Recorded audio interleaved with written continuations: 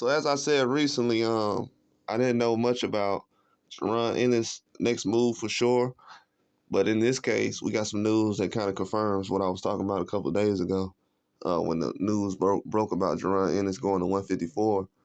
A lot of people said that Jerron Ennis would want Vergil Ortiz next and a lot of things like that. But I felt like that was kind of far off, even though he would want to fight right now. The way things have gone, they're going in another direction. But from what I've seen, Vergil Ortiz and Serhii Bohachuk is now in discussions of having another fight soon under WBC banner. It's going to be pretty intense because we know Bohachuk just came off uh, a win over Michael Fox, and that was kind of controversial. Then we know that Vergil Ortiz and Bohachuk's last fight was controversial. So it's a lot of stuff pending around that, but it's an eliminator rematch between Vergil Ortiz Jr. and Serhii Bohachuk.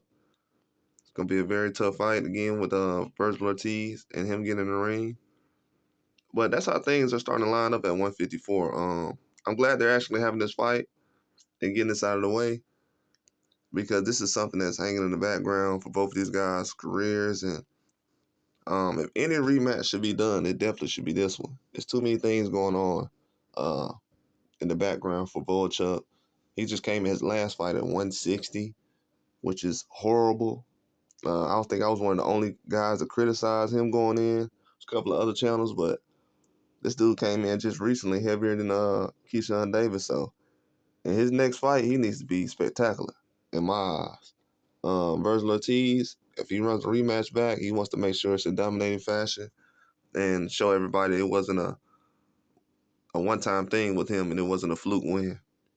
Every fighter has these kind of situations in their career. I know Floyd Mayweather, he had a situation where people felt like he lost to Maidana and he went back and running back. All the greats have tough fights where fans just don't know for sure um, where they at or how they performed or are they going in another direction or is this it for them or is this the limit they can go as far as the weight class and talent wise? Just everything when you see in these matchups when you face a guy. And I just think Ortiz, with him fighting an elite guy like Bohachuk, it really caught him off guard because he did go to 54 last year. He was literally at 54 that January, his first fight. And then that August, he was fighting Bohachuk. So I definitely give him that kind of grace period to kind of adjust himself at that weight class. But it's at the same time, this is a fight. Definitely, he has to go out here and dominate if this happens. Not just because he needs to dominate, but just for his own psyche. You know, going into this fight and struggling twice definitely wouldn't be a good thing. So I would definitely want to see that from him. But this is a very good matchup. I'm glad boxing is actually doing this. You can say it's just a filler or something like that, but literally everybody is kind of already have things set up right now. Everybody already has fights at 54. People already know what direction they're going. You already have Xander Zayas dropped. He's fighting for the belt that Fundora just dropped. So it's kind of crazy what's going on right now. And you know, Xander Zayas is going to be the next guy. It looks like so. He has a fight. Fedor has a fight. Looks like Lubin and Baccarat will be facing off. They said that a couple of months ago, a few months ago, they said that.